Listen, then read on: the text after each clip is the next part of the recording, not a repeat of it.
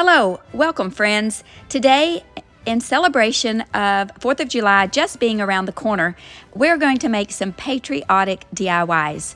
I'm loving this time of the season. It's summer, it's red, white, and blue season, and I have some salvaged wood. Let's get started and create. We're going to start with this rippled round beaded paneling that my friend Janine sent me, and I've used it in some previous videos, and some little stars that I got online somewhere. They're like little beads, but I had them in my stash. I'm trying to use up my stash. Every red and blue that I'm going to use in this video are going to be Hey Sailor and Marquee from DIY, and the white will be beadboard. I get all my DIY paints, my IOD products, Saltwash, all of those good fun products that I get from Sammy over at unicorndustdesigns.com. Her link to her website will be in my description box, so hop on down there and check out her website. Now, I'm going to make a flag out of this in case you haven't figured that out. I'm going to tape off the part that I want to paint blue, which I misjudged it. Why this is so hard for me, I don't know. And I did, rub that down in those little grooves really nicely, and it turned out really good, but I didn't show it on camera, but I did end up making that blue section a little bit wider, not longer, the part that I'm taping right now, but I did end up making it wider. You'll see that in the end. But I just took my Hey Sailor and painted that little square for the stars blue, and then excuse me. And this is already primed, so it painted so easily, guys. I did 2 coats of the blue, and then I took the tape off, and you can see it was just a tiny little square of blue. And I do end up going back and after I get some of the red and stuff on to do it. Now, I thought that I was going to be so cool, and I didn't need to tape it off because these were all straight lines, and I was going to use this really good paintbrush. Well, yeah, no. So I ended up using some painter's tape, and it was real easy to put the tape down in those grooves. And so I painted one red, one white, one red, one white, just like the flag. And this was really easy. Like I said, the paint went on really great. I did 2 coats of the paint.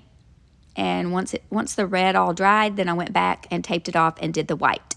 So I have the red, white, red, white. It looks beautiful. You can see that I went ahead and did the blue a little bit wider.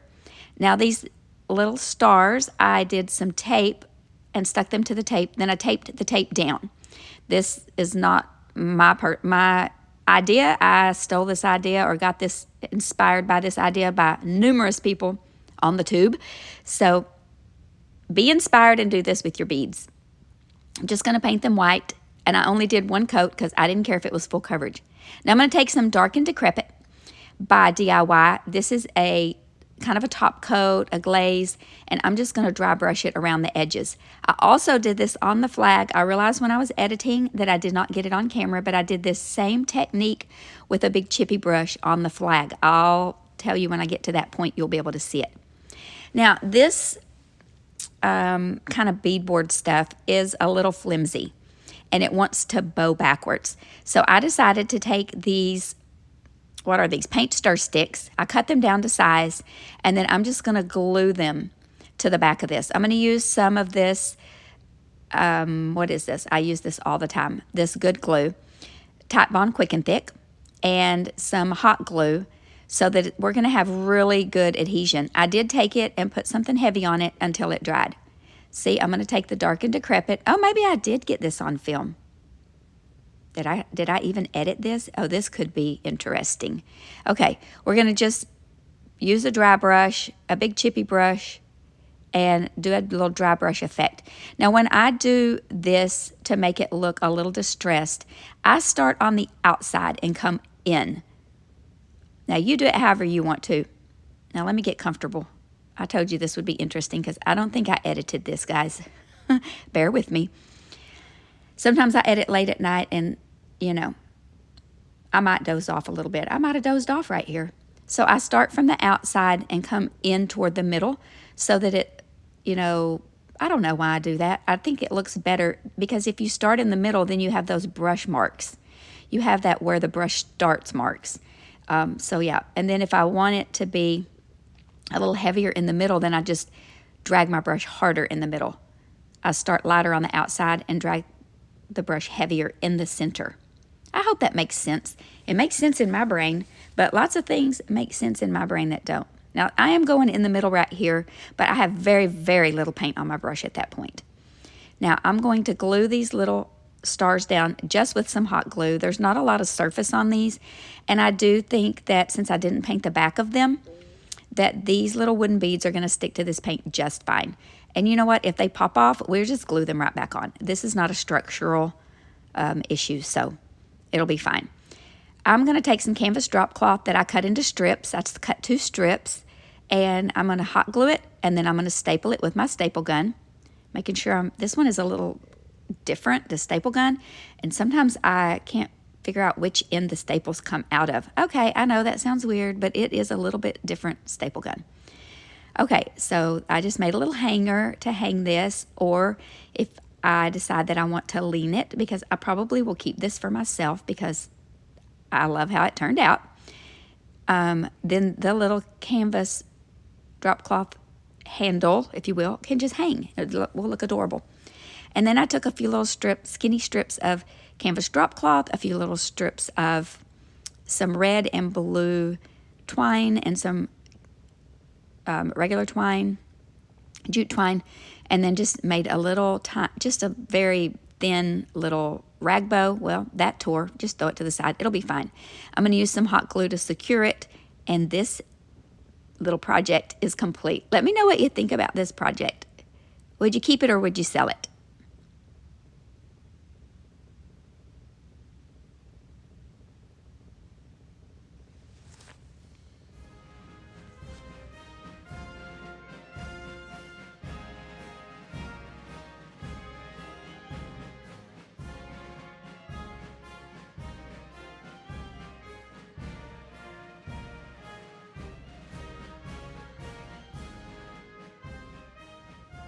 Imagine that I had these 3 little spindles just sitting around in my stash. They had these little holes in them, and probably wouldn't be necessary to fill them up, but I wanted to share how I fill up the holes in these little spindles, or what I use for wood filler. I have this sawdust on my shop floor that I sweep up.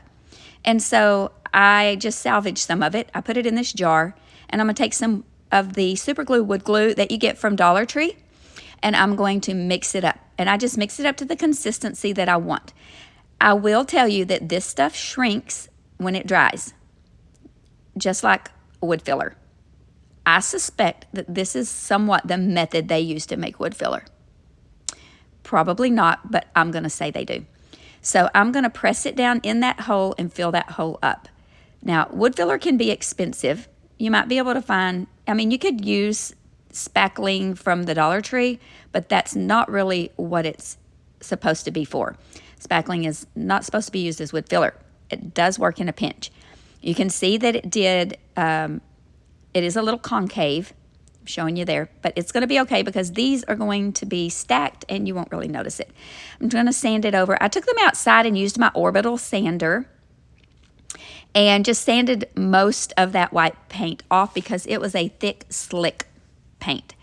Then I just gave it one good coat of beadboard. Now I'm going to take this center punch. Yes, a lot of people in my last video tried to help me figure out what this was called. It is very similar to an awl, which some people told me it was, but an awl is very sharp, has a very sharp point, and this one does not. This center punch, it just punches down. It's a little hard for me to punch because I don't have a lot of grip in my hands anymore as an old lady who's used her hands to work with for lots of years, but it helps that drill bit stay put and not dance around. So I'm going to just drill holes in the top of them. Can you guess what we're going to make? Absolutely, we're making some firecrackers. Okay, then I'm going to crackle them. I did get some Elmer's school glue finally. Actually, I took this home from church. I did not steal it. Well, I took it home. But someone brought it from end of school because she works at the school, and she brought a huge trash bag full of glue that had been almost, like some of it had barely been used, and the teachers were just going to throw it away. And she brought it to the church and donated it. And we use mostly glue sticks rather than, we call it drop glue, liquid glue. And so we have tons of bottles of it. And this one is not, it's about a little less than half full. And I kept forgetting to pick it up when I went to the store. So I was at church, I was like, I'm just going to take one of these bottles home. Nobody will care. And so this is the crackle method that I love to use with glue or Mod Podge or any kind of glue. And you saw what I did there. If you have any questions, you just leave them in the comments below and I'll explain it to you. I do it in lots of videos, so for me it feels very redundant. If it's your first time here, I apologize. I will be happy to explain it to you. Just leave a comment. Leave a question in the comments. Okay, I'm going to use some glue. You can use any kind of glue you want. And I'm going to twist the glue into the twine. This is a thicker twine. And then I'm going to put the glue on the end and stick it in that little hole. And I can't stand the glue on my fingers. You can see it's driving me crazy. And I have a little wet wipe over there. I keep wiping my fingers in that wet wipe, on that wet wipe, because I do not like my fingers to be sticky or dirty. Like, it drives me crazy. Crumbs on, like I can't walk barefoot. I talk like a good Texan, y'all. You got y'all, all y'all. Okay, so I guess I thought maybe that the kids in the back wouldn't be paying attention, and I needed to show you how to do all three of them. Now, I'm going to use some of that Titebond Quick and Thick and some hot glue to glue all three of these together to stack them, and I'm making sure that I put that part where those little holes were that I filled up together. So you really don't even see them. But I felt like I needed to fill them in case they casted a shadow, so this way you really can't tell. And then we are going to wrap some twine around them. Well, we are going to use some beautiful, beautiful chiffon ribbon. I cannot find my words this morning. I thought if I did my voiceover in the morning, it would be better. But apparently when I'm watching the video on camera, I just can't find words. I apologize. I'm going to wrap it with some twine first. And then I'm going to use some chiffon ribbon, which is the love of my life in crafting, and a little bit of twine. I wanted to keep it rustic, but, rustic and lace. If y'all don't watch Brenda over at Rustic and Lace, I believe that's the name of her channel. I love her. She always has her little dog on there with her. He's adorable, Oliver. So check her out if you don't watch her already. If you do watch her, leave a comment below and let me know. But this is how they turned out. I think they're adorable.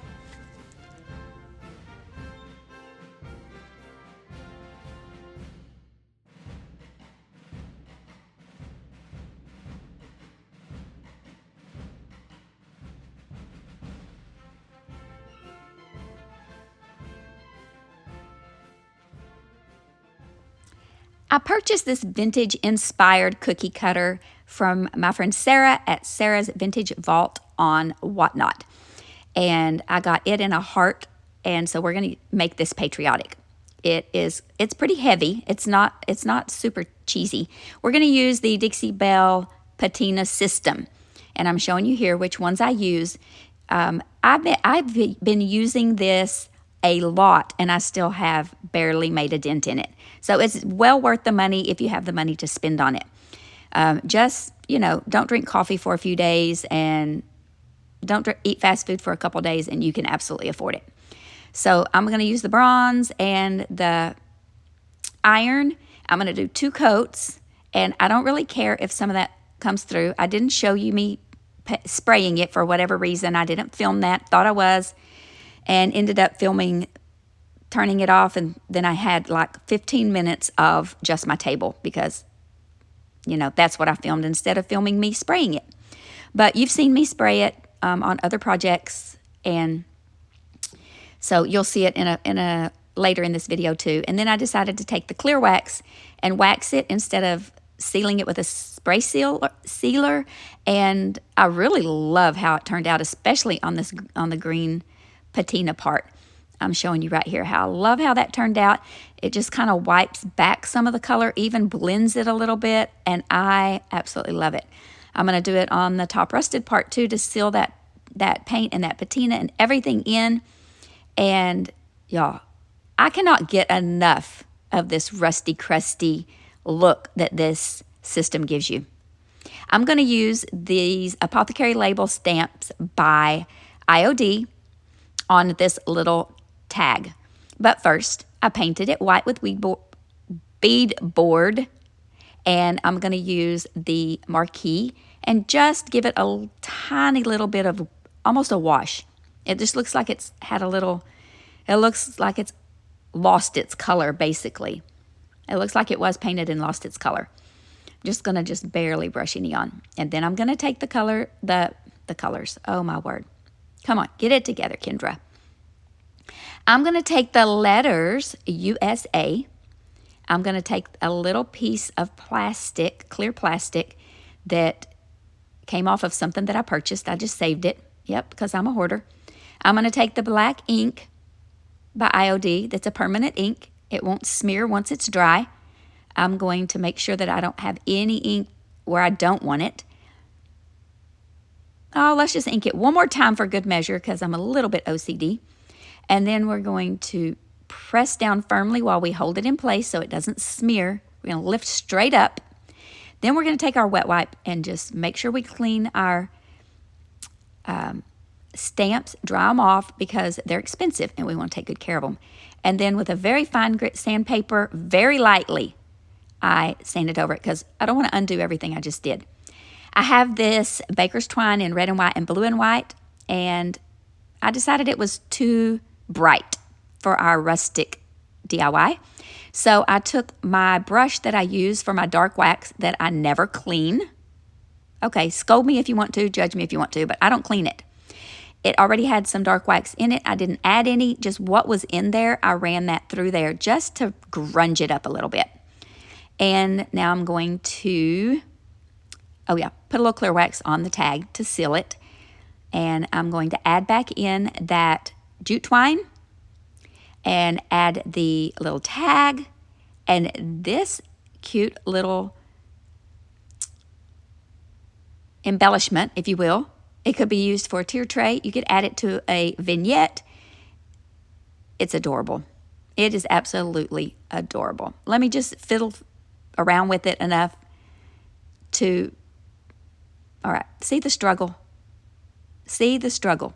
Okay, I left that in just for y'all. Yeah, cut off the excess and it's done. Let me know what you think about this little cookie cutter.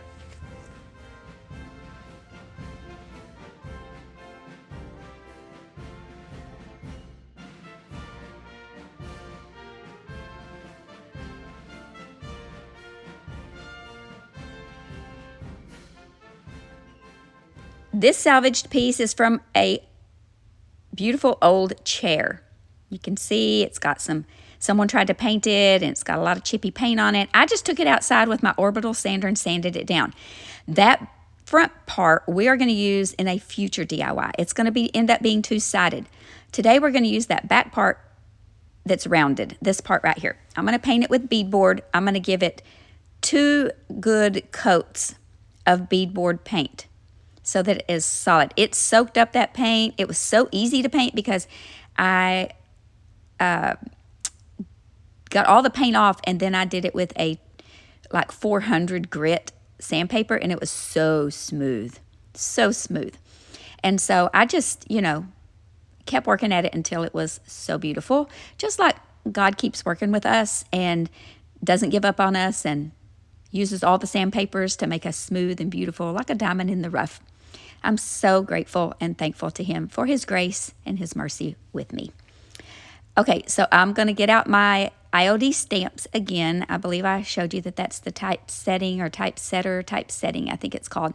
I'm going to use the thin mount. Now, this thin mount piece comes really large, and I cut it up. I have 2. I have a full-size one, and then I cut one up so that I can use it for smaller pieces. And then I put the design how I want it on my project, and then you put it, you know, it's sticky on the back, and then it sticks to this thin mount, so then you just can put it all down in one piece. Yes, my S and my A are a little bit crooked, but this is a rustic piece, and I really don't care. I don't care. I love it like this. I'm using this stamp press. I got it off Amazon as a suggestion from my friend Myra from Farm Fresh Designs 59, and I love it. It's in my Amazon store. You can find my Amazon store link in the description box below. I have this sponge stuff that my cousin gave me. You like that sponge stuff? She gave it to me in a lot of things that, no, I think it was my aunt. Somebody gave it to me in a bunch of stuff that they gave me when they were cleaning out. And so it's very easy to cut shapes, but watch when you put it in water.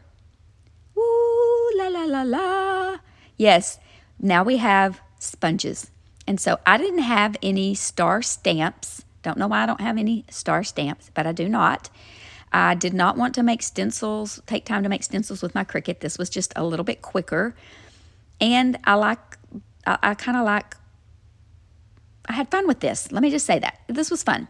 So I made 2 different sizes, and this is just the design that I decided to do. I was going to do random stars kind of all over the background, and then I decided that the shape of this piece just lended to this little design.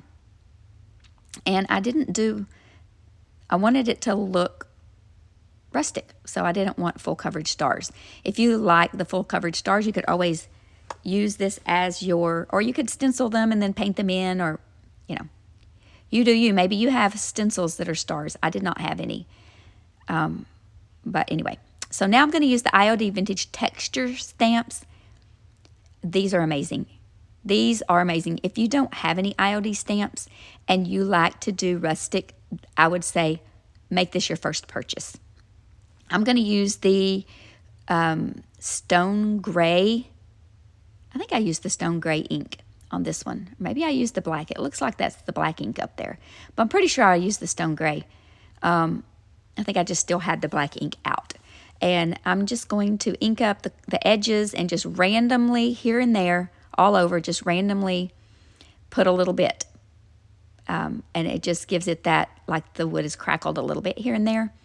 And I would have never thought that would have looked good, but it really does. It really does look good. And then I did,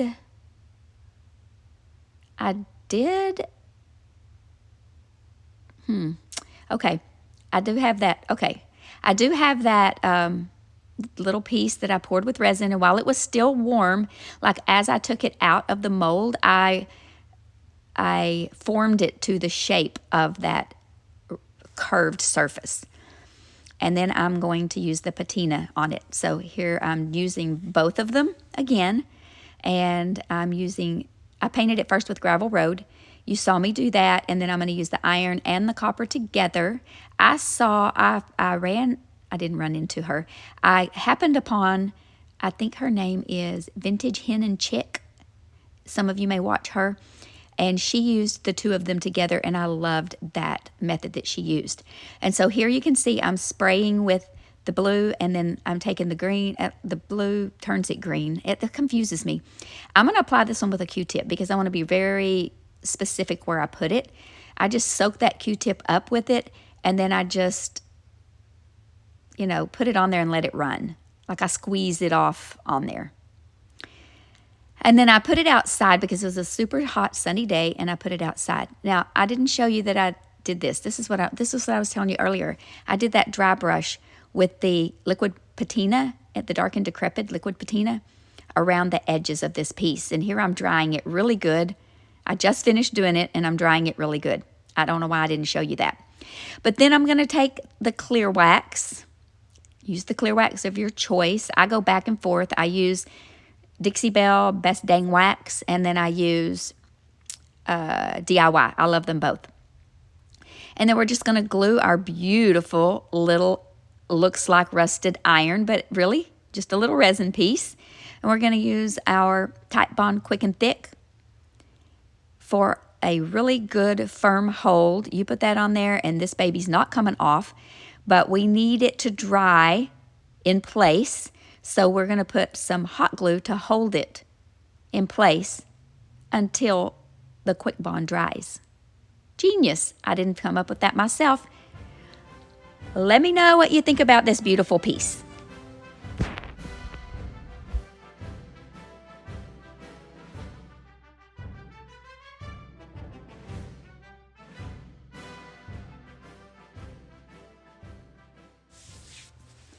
Thank you, friends, for watching this video and hanging out with me today, making some patriotic DIYs.